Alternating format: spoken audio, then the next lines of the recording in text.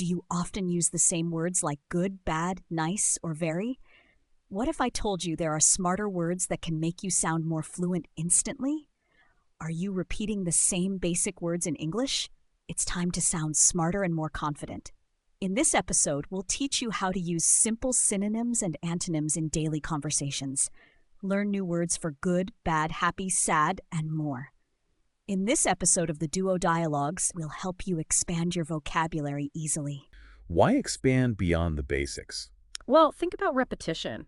If you describe, 3 different things as just good, your listener might just tune out a bit. Right, it all blends together. Exactly.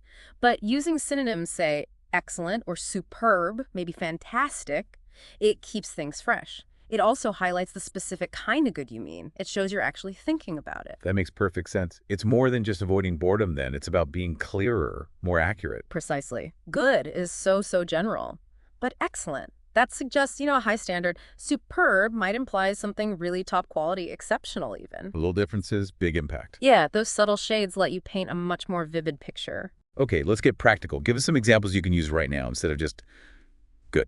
Okay, so for good, we've mentioned excellent, superb. Those are great starting points.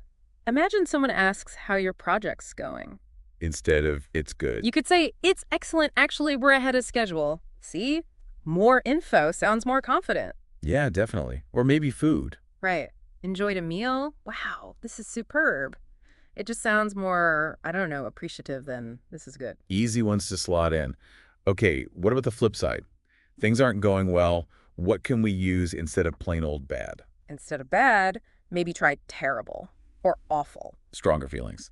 Yeah, like if your commute was rough, the traffic was terrible this morning, it just hits harder than the traffic was bad. It does, yeah. And for something really negative, awful really emphasizes how unpleasant it was. Right, adds that emotional weight.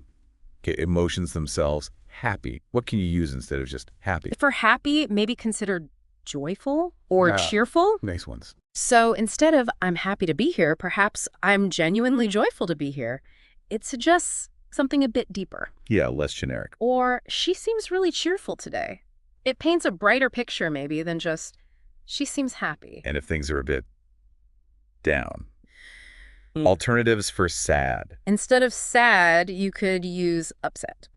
Or perhaps disappointed. Depends on the situation, right? Sure. Context matters. So if a friend cancels plans, saying, oh, I'm disappointed you can't make it, is more specific than just, I'm sad. Right. It tells them why. Exactly. And if someone's more deeply affected, upset might fit better. He was quite upset about the news. Okay, got it. Now, let's tackle that little word we lean on so much. Yeah.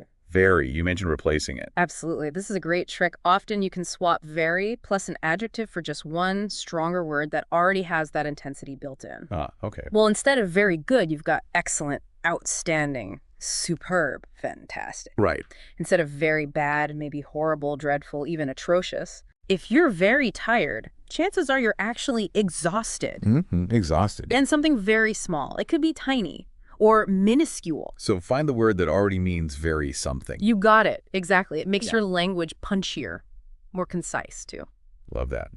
Okay, so let's try and bring it all together. What's the main thing you, our listeners, should take away from this? I think the key takeaway is just being conscious about it. By actively choosing synonyms, maybe some antonyms too, for those common words, you really can enhance how you communicate significantly. Makes your speech more interesting. More precise, yeah. And it helps you connect better, I think. People notice. Definitely. So remember, instead of just defaulting to good, think excellent maybe or superb. Instead of just bad, consider awful, terrible. And just try to dish very when you can. Look for that single, more powerful word, like exhausted instead of very tired. Tiny instead of very small. Yeah, exactly. Maybe think about a conversation you had recently where there's spots where you could have swapped in a richer word. How might that have changed things, That's a great exercise. Really practical advice. Hope it helps. Brilliant.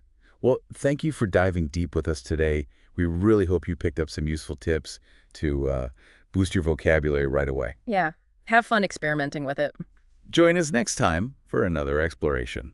It was our pleasure. Stay tuned for more episodes to help you navigate the world with confidence. We'll see you next time. Bye, everybody. Bye.